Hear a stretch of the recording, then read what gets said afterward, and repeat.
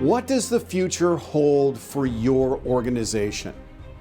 What does the future hold for your organization?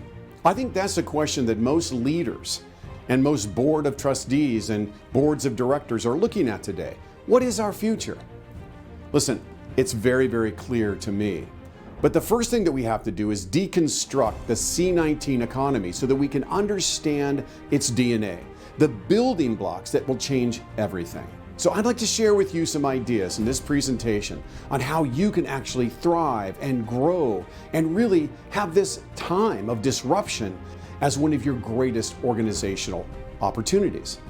Now, the first thing that we have to realize is that our plans are irrelevant. If you have a strategic plan that is more than a month old, it is irrelevant. And what that also means is that every precipitous plan, every downstream strategic initiative is also irrelevant. So that means that right now you have to conduct a 360-degree triage assessment of where your organization is today in contrast to the building blocks of the DNA structure of what is the C19 economy. Now, the good news is it's possible.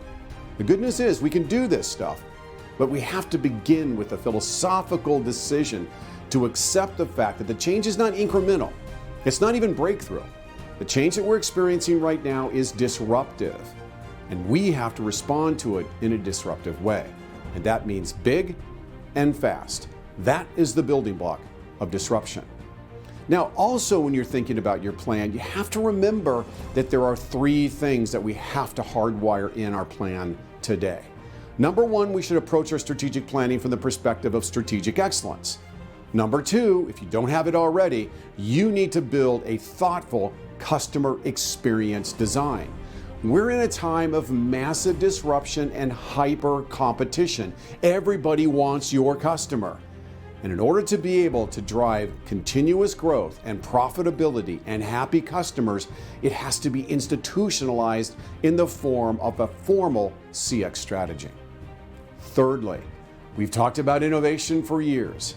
I wrote my first book on innovation 20 years ago, and I've always seen tremendous reluctance from leaders to bring innovation into their organization. And they suffer from something that I like to call patternicity.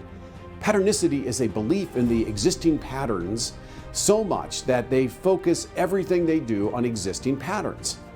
And that results in a legacy bias. And there's no greater enemy to innovation than risk and legacy. In a time of differentness, we need to create newness. Let me restate that. In a time of differentness, and I think we can all agree times are different, we need to create newness. Another word for newness, innovation. We need to innovate. Now, the good news is innovation is not a unicorn, and it's not a bright, shiny object. For the most part, in the C19 economy, innovation is about how we leverage new ideas to deliver higher degrees of value to both our organization and to our customer. Innovation is real, and right now, innovation is necessary. In this program, I'm going to show you a step-by-step process to go through your assessment, identify how we restructure your strategic plans, and ultimately how to position you as a CX master and as an innovation superstar. So let's get started.